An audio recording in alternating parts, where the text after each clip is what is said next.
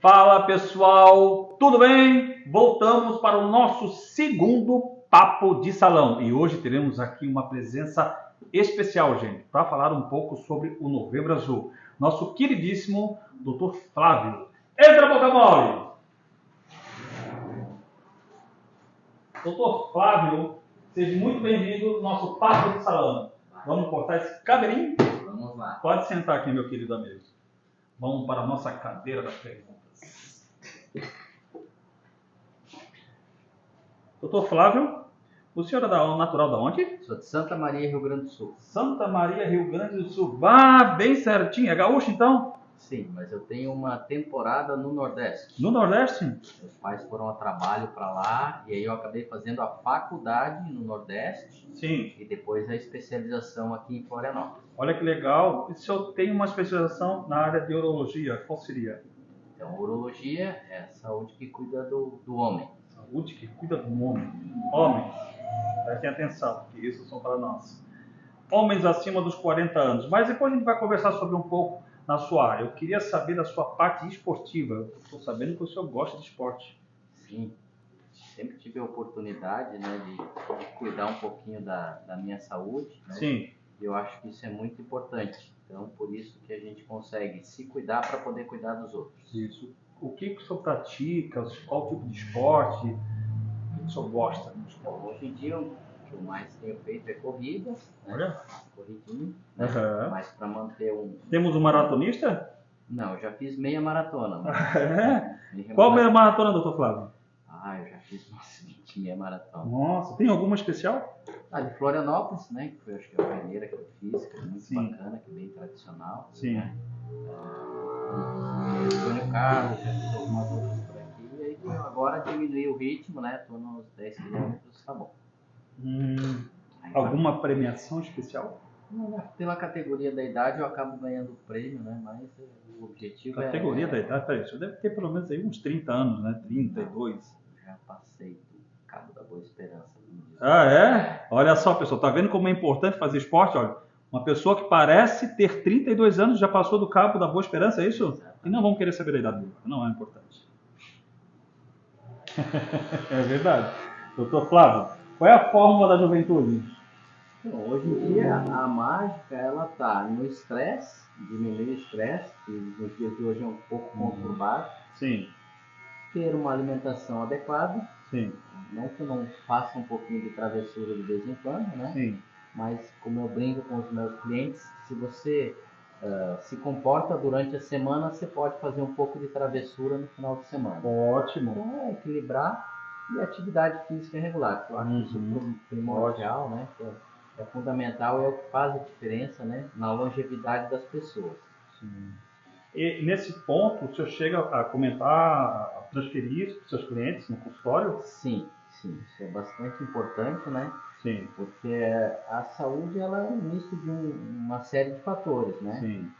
Você chegar ao consultório, que às vezes o homem ele foge do consultório, né? E na maioria das vezes são trazidos pela mãe, pela esposa, Sim. pela namorada, né? Porque a mulher ela já tem uma educação de fazer a sua prevenção. Se cuidar mais do que o homem, na verdade, né? Eu acho que eu até como homem posso falar isso, eu sendo homem, né? Como um pouco. Eu sendo homem, eu tenho receios, né? Receios de ir, assim, eu acabo não indo, até por relaxamento mesmo. E o homem, aquela educação que a gente acaba recebendo de criança, né? Sim. Homem não chora, homem é isso e aquilo, então acaba segurando um pouco mais e só vai quando está nas últimas. Sim. E a mulher não, ela já é educada desde antes da adolescência a consultar, né? Uhum. E a ter alguma orientação pelas transformações hormonais da menina, né? Então acaba entendendo que a médica da mulher é uma parceira que vai dar as dicas que vão evitar algumas coisas no futuro. Basicamente, doutor, se o senhor me permite, na sua profissão, a urologia, eu acho que se torna um pouco de um fantasma para o homem, né? Sim. Um receio, até, como o senhor falou, uma coisa mais antiga desse receio. Falando sobre isso, eu vou falar até da minha profissão. Eu tenho salão, né? Salão do homem, e eu sou cabeleireiro. Formado como cabeleireiro. Eu tive alguns problemas no início da minha profissão, da formação, quando eu comecei a fazer o curso de cabeleireiro, eu trabalhava muito com o público feminino. E a gente sempre tem essas brincadeiras, piadinhas, às vezes familiares, às vezes de amigos. O senhor chegou a passar por isso no início da sua carreira? Sim, sim. O homem ele tem um receio de se abrir no começo, né? Sim. Mas aí a gente acaba entendendo o que está acontecendo e vai reeducando gradativamente. Sim. Aí tu consegue primeiro conquistar a confiança do Sim. teu cliente, Sim. mostrar para ele a importância de tu ter um acompanhamento para evitar problemas no futuro. Sim. E aí a gente vai moldando e vai reeducando para que faça os exames periódicos, eu brinco, né? O homem gosta do carro, o homem cuida do carro. Sim. Né? O carro ele leva na revisão, ele não vai. Mas quando o carro começa a ratear, é porque não foi na revisão. Então, a mesma coisa. Quando o homem começa a ter algum problema, é porque ele não fez as revisões adequadas. Então, invista em você para que você ainda possa cuidar do seu carrinho, né? Olha aí, interessante, hein? Mas não interessante. Importantíssimo demais, né? O homem sempre deixa para depois. Até sabe que eu penso também que o nosso organismo, o corpo do homem, às vezes eu acabo falando sobre a questão do homem que realmente o corpo humano é uma máquina. Vamos comparar com o carro. Você tem que cuidar do carro, como o homem gosta do carro, né? Cuida do motor, né? Porque o motor é o coração. Então, se você não cuida, você acaba pifando. E com o passar dos anos, o mecanismo acaba pifando. Então, você tem que cuidar disso, né? Mas assim, em relação a isso, não é essa questão que eu queria te perguntar. A questão é como foi a aceitação dos seus amigos, dos seus familiares com a sua profissão. Como eu disse, a minha profissão, ela teve assim, umas certas brincadeiras. A sua profissão, aconteceu isso? Sim, acontece, porque aí a gente cuida da parte da sexualidade masculina, né? Uhum. E aí sempre vem uma piadinha, uma brincadeira, mas na verdade todo mundo tem uma pequena dúvida sobre alguma coisa que está acontecendo no seu corpo. E aí acabou que a brincadeira que foi piadinha comigo, depois se virou em dúvida que acabou sendo esclarecida. Sim. Né? Então aí a gente consegue contornar essa brincadeira com profissionalismo. Que bom, isso é realmente importante. Realmente eu também no começo não dei muita atenção, porque é a nossa profissão, né, doutor? Então a gente tem que fazer essas escolhas, não ter esse tipo de problema. Mas que bom, né? E hoje talvez essas pessoas que fizeram esse tipo de brincadeira acabam te procurando para ter uma resposta, né, sobre uma dúvida, né? Sobre alguma dúvida, algo que está acontecendo, algo que não está dando certo, e aí para corrigir. Certo. Interessante, bem legal mesmo. E assim, dentro do seu consultório, tu pode me contar alguma coisa que aconteceu assim de diferente? A urologia tem as peculiaridades, né? Então eu brinco, a gente cuida de hoje todas as fases, né? Principalmente os adolescentes que fazem alguma travessura, algum problema com preservativo, acabam precisando da nossa orientação. Sim. Então aí são trazidos, a maioria ainda, por incrível que pareça, pela mãe. Olha. Porque a coisa deu errado, ele tem receio, tem vergonha. Só que aí depois que a gente explica para ele a importância de cuidar da saúde, de fazer a prevenção correta, de fazer alguns exames, já que alguma coisa deu errada, né? Sim. E aí eles começam a entender que a gente é um parceiro deles, e aí para dar continuidade nesse cuidado.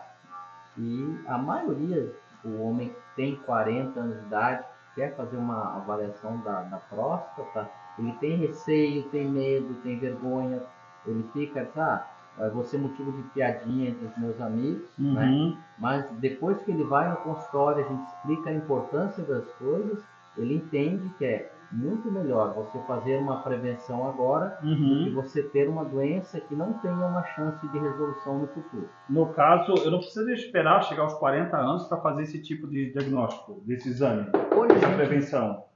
Hoje a gente recomenda, como de um modo geral, fazer uma avaliação clínica, né? Que pode ser com o urologista, que aí a gente já vai ver a parte hormonal, a presença da próstata, e aí na conversa a gente vai ver se você tem uma necessidade de começar um pouco mais cedo ou não, pelo histórico familiar, ou pela ausência de histórico familiar. Eu sou adotado. Não. Então a gente vai tratar como se tivesse algum parente que tem algum problema, então começar um pouco mais precoce. Mas a idade é entre 40 e 45 anos. Doutor, dentro dessas questões, né, dentro dessas dúvidas, quais os maiores casos de doenças sexualmente transmissíveis que você encontra ali dentro do consultório? Bom, as doenças sexualmente transmissíveis, elas se dão porque houve alguma falha no preservativo ou a pessoa acabou não usando o preservativo. Sim, né? Mas hoje para essa nova geração, né, que sabe que nós somos uma geração bem diferente do que era antes, né? E essa nova geração, o que mais acomete elas em relação às doenças? Qual é o maior índice de tipo de doença que acomete hoje? Hoje são as doenças uretrais, né? Os corrimentos uretrais, são a clamídia, a gonorreia, atividade sexual desprotegida ou rompimento do preservativo na hora da atividade. O nosso receio hoje é que os jovens, por existir antibiótico, por existir algum controle, eles tenham a falsa impressão de que vão curar qualquer doença. Sim. Isso não é verdade. Porque se você adquirir uma hepatite B, uma hepatite C, um HIV, tem controle. Mas isso vai mudar totalmente a sua vida. Então, você que tem uma saúde boa tudo, a partir do momento que tem uma doença mais importante, né, vai trazer restrições para o resto da sua vida. E é diferente. Você adquirir uma doença com 40, 50 anos e você adquirir uma doença aos 18 anos de idade. Imagine ficar tomando remédio, controle periódico, porque você cometeu uma bobagem. Lá atrás. E não quis se cuidar. Mas em questão do organismo, essa doença acomoda mais lá ou mais aqui, porque até não sei se é um mito, né? Que entre pessoas mais velhas, algumas doenças são mais resistíveis do que as mais novas. E isso também acontece na sua área? Sim, né? E tem as doenças, vamos dizer, neurológicas que são causadas porque tu não corrigiu, não tratou de maneira correta, né? A sífilis é uma delas, que dá a neurosífilis, né?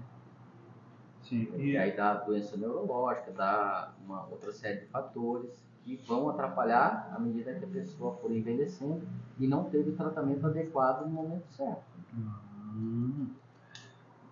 E dentre esses casos existe a automedicação, porque a automedicação é normal, né? O pessoal chegou hoje, tô com uma dor de cabeça, não passo, vou olhar no Google. Que o Google hoje, né, é questão de pesquisa geral, né? Existe ainda muito disso ou as pessoas estão com mais consciência em relação à procura? Vamos dizer que tem um pouco de cada, porque as pessoas procuram, mas hoje, por assim um trabalho feito no Ministério da Saúde, que ele proibiu o uso de antibióticos sem autorização médica, justamente por causa da automedicação, então acaba que força a pessoa a ter uma avaliação. O problema é que se tem um remedinho que sobrou em casa, ele toma e acha que está curado, aí fica a ineficácia do tratamento e aí depois a sequela de doenças mais na frente. Aí a gente consegue, quando o paciente é conscientizado da importância de fazer o tratamento certo com a medicação adequada, para que não tenha um efeito indesejado. Você já pegou, desculpa, não vou chamar, deixa eu assistir uma.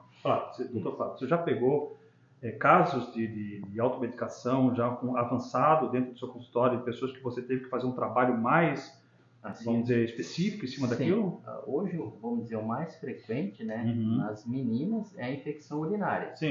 Tá? Porque ela acaba tomando remédio, não a dose que foi recomendada, tem a recidiva. Desculpa te cortar, peraí.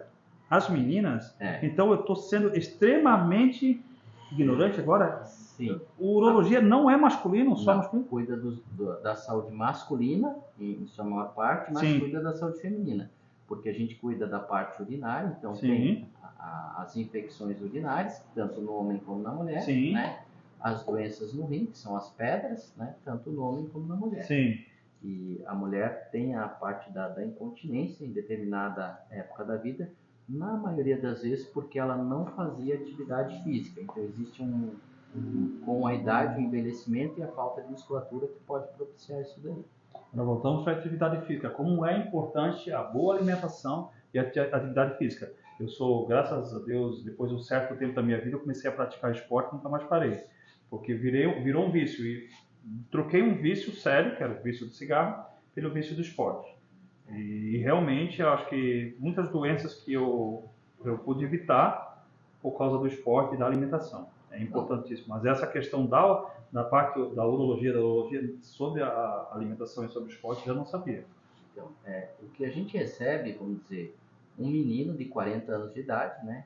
Que ele vai no consultório porque ele está tendo alguma dificuldade na relação sexual. Aí quando a gente vai fazer a avaliação, normalmente é falta de atividade física, Olha. né? Um menino de 40 anos. Né? Então, a falta de atividade física, erro alimentar, que aí já tem um pouco de obesidade, e aí o colesterol e outras coisas que vão, Sim. o açúcar aumentado, que pode estar iniciando a diabetes, aí ele relata que, não estou conseguindo ter atividade sexual. Na verdade, isso é sequela, né, de alguns fatores, que ele já pode estar tendo um diabetes que não está sabendo, e uma hipertensão ou doença cardiovascular que ele não está sabendo. E aí a gente começa a investigar, cuida da parte sexual, mas também encaminha para que se faça o controle, tanto da hipertensão, diabetes, né, e a parte do colesterol. Olha que interessante. E como é a aceitação desse público? No começo tem um pouco de restrição, né? Porque, eu sou novo, eu já tenho, sim, pode ter, né? A pessoa que antes dos 40 não fazia nenhuma atividade física, comia excessivamente, fumava seu cigarro, né? Sim. Hoje, o nosso medo é uma pessoa com 40 anos de idade, um homem com 40 anos de idade, que fuma, não tem atividade. Se ele tiver uma dor no coração, uma dor precordial, a chance de morte súbita é muito alta, porque ele vai ter a isquemia, e é diferente de uma pessoa com mais idade, que vai infartando, que tem vasos colaterais que ainda deixam um tempo dele chegar no hospital e ter o acesso adequado. Interessante. Interessante. Agora eu vou te fazer uma pergunta, até um pouco pessoal, minha, né? Quais os sintomas para que você comece a... Sobre a próstata, quais os sintomas que você iniciais para que você comece, não precisa procurar um médico, isso é óbvio, né? Mas a pessoa como o Carlos não procura um médico, então, né? E vai tomar um susto. Vamos lá. Tem dois fatores que a gente tem que entender. Primeiro, o câncer de próstata, ele é silencioso. Sim. Então você não detecta ele por sintomas, é muito difícil. Porque se você tiver algum sintoma do câncer de próstata, você já está num quadro avançado. Olha, qual seria o sintoma, doutor? Dificuldade de urinar, sangramento na urina, né? Mas isso é mais raro de acontecer, porque hoje a gente tem as formas de orientação, prevenção, né? E acabam não tendo tanto. O sintoma que o homem mais tem é da próstata crescida, a hiperplasia prostática benigna. Que aí quais são os sintomas? O jato de urina fica mais fraco, a pessoa tem excitação, vai fazer xixi, tem que esperar um pouquinho para começar, aumento da frequência urinária, ou aquela brincadeira, tô mijando em 2 tempos, tu vai fazer xixi, terminou, mal terminou, já tem mais um pouquinho. Então, mas desculpa, o sintoma não o sintoma, desculpa, nessa questão da urina, a pessoa começa a detectar porque ela sente dor quando faz, ou porque ela tem fraqueza ela sente o jato fraco, né? E ela demora, às vezes quando tu quer fazer xixi, tu vai normalmente rápido. Quando tu tem, a gente chama hesitação, tu demora para começar, tu tá apertado, não tá saindo, o que está acontecendo? Aí daqui a pouco começa a sair. Então isso já é um sinal de que alguma coisa não está bem.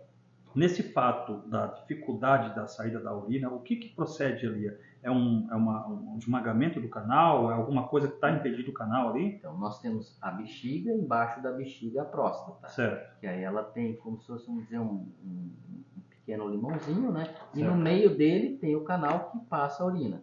Agora, se esse limão ele vai crescendo, que ele cresce para fora, ele também cresce para dentro e diminui a luz da uretra, né? Sim. Então vamos imaginar que você tem um cano que passa água e esse cano está sendo achatado. Então o fluxo vai diminuindo. E aí começam os sintomas.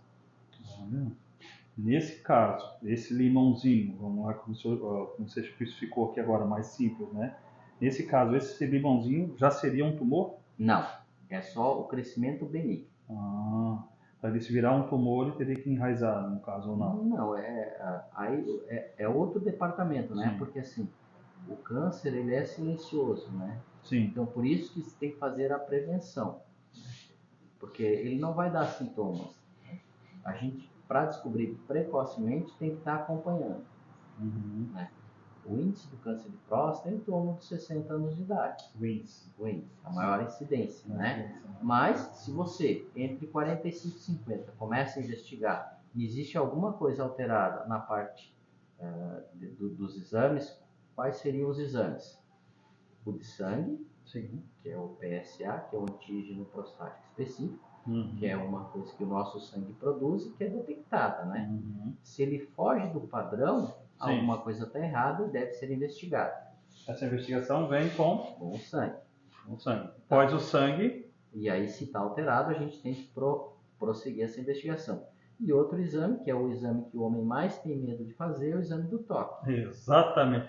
Deixa eu lhe fazer uma pergunta. O homem já foi à Lua? Já foi à Lua.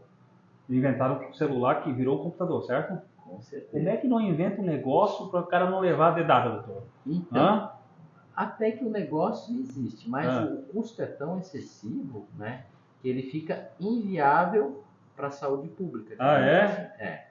Isso já existe, então. Estou vendo homens. Existe. Vamos pressionar o governo, vamos achar uma maneira de fazer uma passeata, um sindicato, alguma coisa. É inviável, é caro, é oneroso, né? E não traz benefício nenhum. Ele não é tão específico, ou não? Ele é específico. Ou não tem nada a ver? Ele é específico, mas digamos, um exame que custa R$900 mil. Ui! Entendeu? Para fazer uma prevenção que você, com o exame do toque, conseguiria detectar. Que é mais eficaz. É muito mais eficaz, né? E então, eu acho que temos que ter o bom senso que a maioria da nossa população já tem dificuldade, mesmo com plano de saúde. Imagine quem não tem plano de saúde. Como é que a gente vai investir em uma tecnologia muito maior, né? Para que você tenha um exame, para inibir um exame que seria bastante fácil, execuível e daria acesso a toda a população, digamos assim. Eu falo isso, doutor, até por uma dúvida minha aqui. Eu tive um caso não tão recente, mas de câncer na família, né? Perdi minha mãe e o câncer começou no pâncreas, né? Quem tem essa relação familiar sanguínea, ele tem essa probabilidade ou não tem uma coisa, não tem nada a ver com a outra? Qualquer tipo de câncer na família, qualquer que veio, você tem essa probabilidade ou não? Vamos tentar entender, Pedro. Existem vários tipos de câncer. Tá? O de pâncreas ele é muito particular, então ele não tem informação genética para outras coisas. E assim, se ele dá numa pessoa, não vai dar na outra. Não tem esse histórico genético. Não quer dizer que minha mãe teve, que você possa ter. Não, essa interrogação vai existir porque não existe estudos genéticos suficientes ainda para isso. Mas já, se tem alguém na família com câncer de próstata, ele vai aumentando a possibilidade de você ter. Então, por isso que eu digo, uma entrevista interessante com a pessoa com 40 anos, porque aí eu digo, você sim deve começar aos 40. Não, você não tem nenhum histórico familiar, pode começar aos 45, né? E aí a gente vai moldando. Então, essa dúvida, que seria não só uma dúvida, uma preocupação que eu venho tendo há um tempo, e não procurei o médico, né? Dessa correlação do câncer com um tipo de câncer com um possível na próstata, isso não existe, então. Isso são coisas que não tem como provar, né? Alguns têm, vamos dizer, o câncer de mama tem fatores genéticos, hormonais, pode estar relacionado, o câncer de útero pode estar relacionado, mas os estudos não são totalmente suficientes. Então, por isso que é interessante a gente saber se alguém na família teve algum tipo de câncer, porque aí a gente consegue dar orientação adequada. Ótimo. Né? Onde é que o senhor atende? No Ultralito Centro Médico. Muito bom. Eu vou lá procurar o senhor. Já que o senhor veio até aqui, eu vou lá procurar o senhor. Em relação. Obrigado, meu assistente Bigodinho. O senhor conhece meu assistente Bigodinho? Aqui, ó. Meu assistente Bigodinho. Valeu. Obrigado, Bigodinho. Eu vou fazer a sua barba agora, então, doutor. Vamos dar uma caprichada nela. O senhor gosta dela bem puxada, como diz o manezinho, bem escalionada, meu querido? Com certeza. Então tá, vou dar uma bem escalionada nessa barba.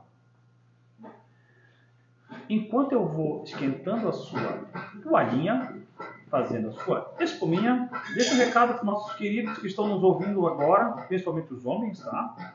Sobre o Novembro Azul, câncer de próstata. Novembro Azul é um mês importante, né, de conscientização do homem, que o homem tem que cuidar da sua saúde. Né? Hoje, existe uma incidência bastante grande do câncer de próstata, né, E a maioria dos cânceres que não são resolvidos são por pacientes que postergaram muito a procura e a orientação. Qualquer câncer, né, que ele é feito, detectado na fase inicial, ele tem resolução e ele pode deixar o homem numa condição de saúde plena.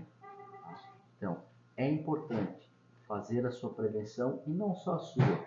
Oriente algum familiar, já eduque o seu adolescente que ele também tem que ter um controle da saúde, porque quando ele chegar na maturidade, seus 40 anos, ele já entender que ele vai ter um parceiro que vai detectar se existe algo errado para que possa ser feita a prevenção de forma correta.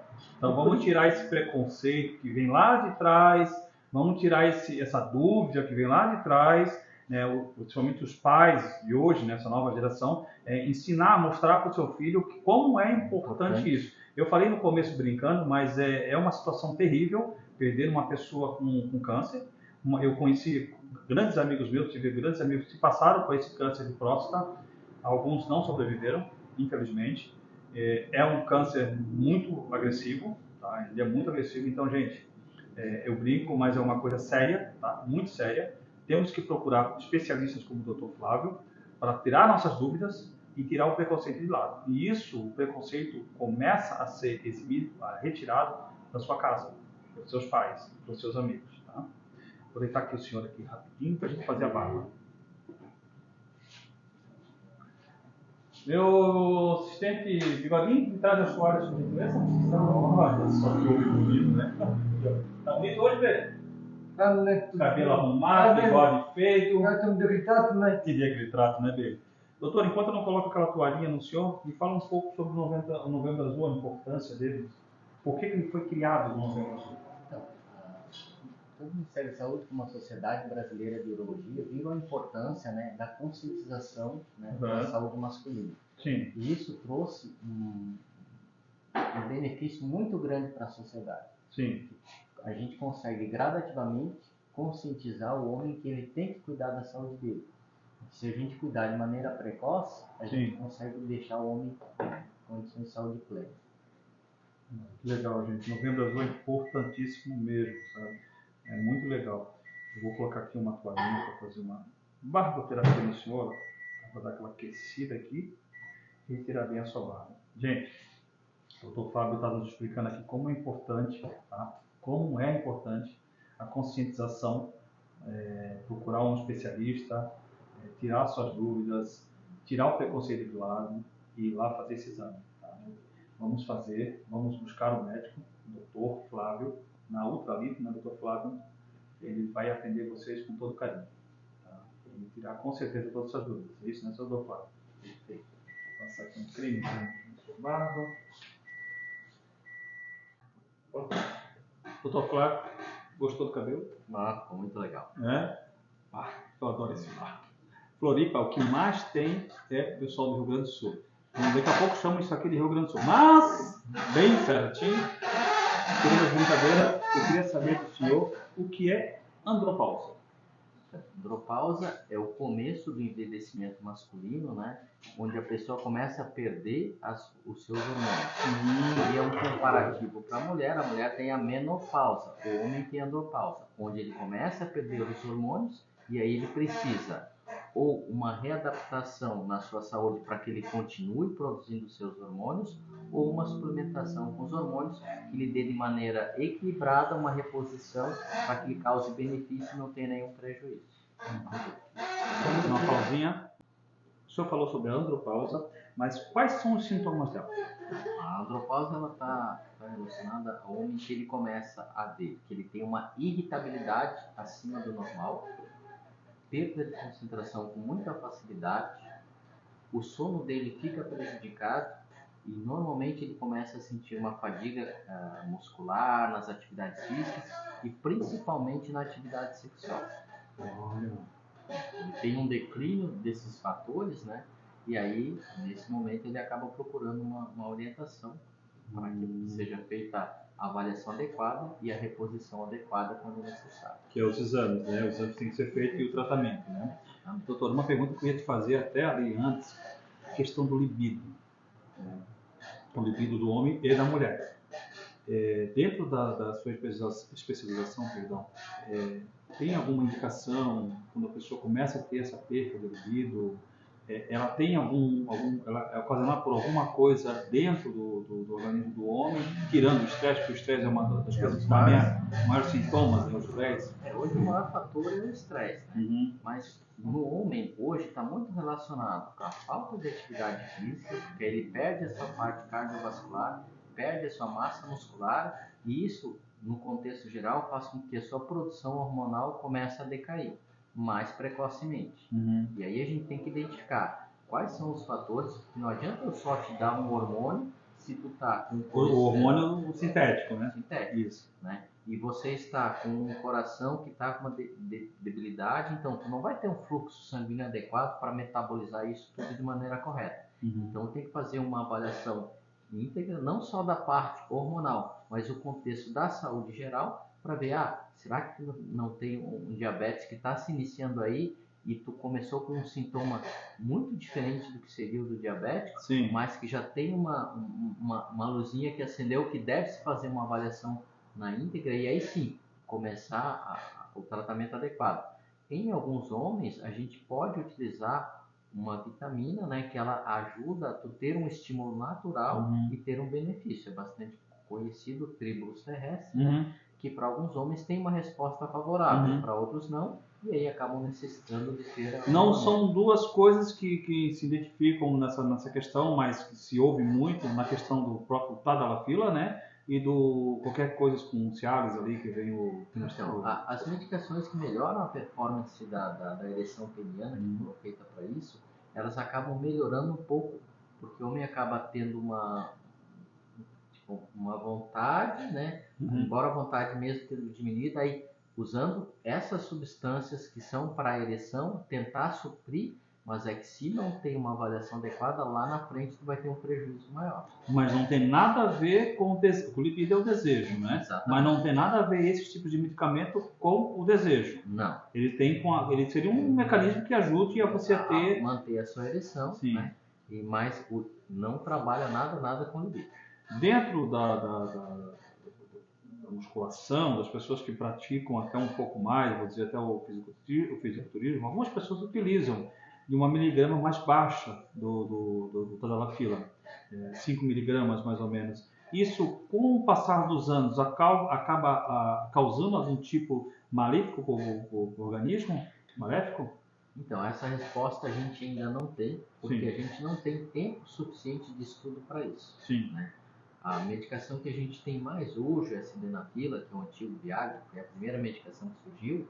Agora ela está com 30 anos de uso. Então, a gente não sabe o que uma pessoa que está usando há 30 anos, né, vai ter, quais efeitos que não vão ser favoráveis, porque os estudos ainda não puderam se complementar.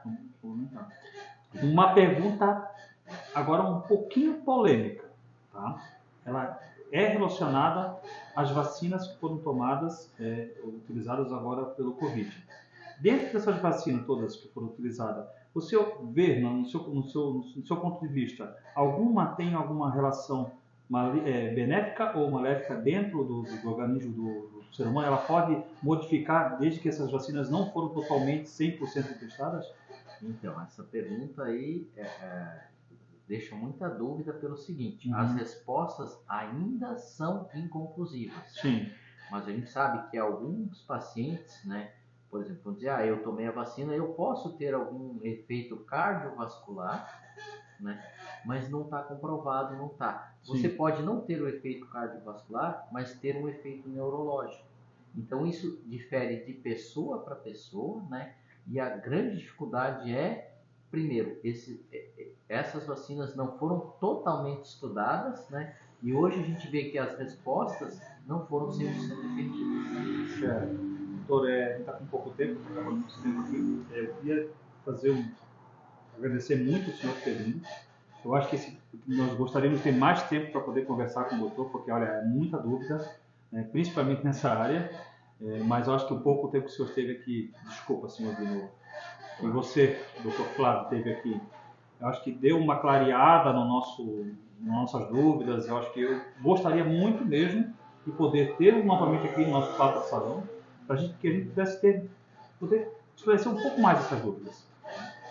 E assim, ó, dentro disso, que a nossa maioria do público é homem, né? O senhor quer deixar mais alguma coisa para esse público, quer falar mais alguma coisa para ele, principalmente nesse novembro, né? Que é necessário. A mensagem que eu acho que é importante: cuidar da saúde. Independente se vai ser um urologista, um clínico geral, comece.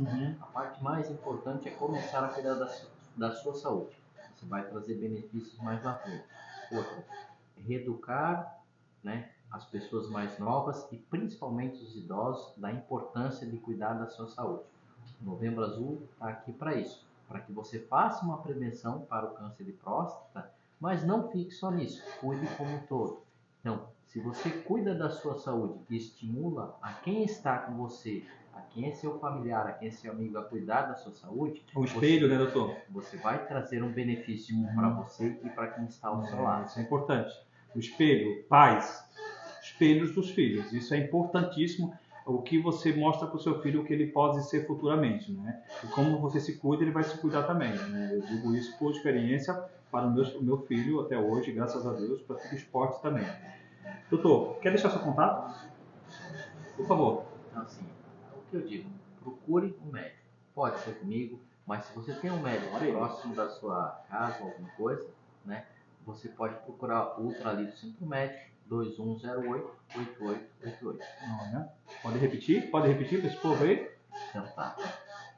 Ultralito Centro Médico, 2108-8888. Doutor Flávio José Fernandes. Pessoal, quem não nos segue no canal, peraí que eu vou chamar uma pessoa. Vem cá, Bigodinho. Esse responde por nós. Bigodinho, quem não nos segue no canal? Bem, acesse o YouTube e digite Papo de Salão.Floripa. Ative o sininho das notificações e inscreva-se no canal, beleza? E quem quer procurar um bom médico? Procure o Dr. Flávio Fernandes. Aí, ó. Dr. Flávio, foi um prazer, tá? Muito obrigado mesmo por ter vindo. Espero novamente tê-lo aqui no Papo de Salão, porque foi muito gostoso o papo. Tá bom? Pessoal, muito obrigado e até a próxima.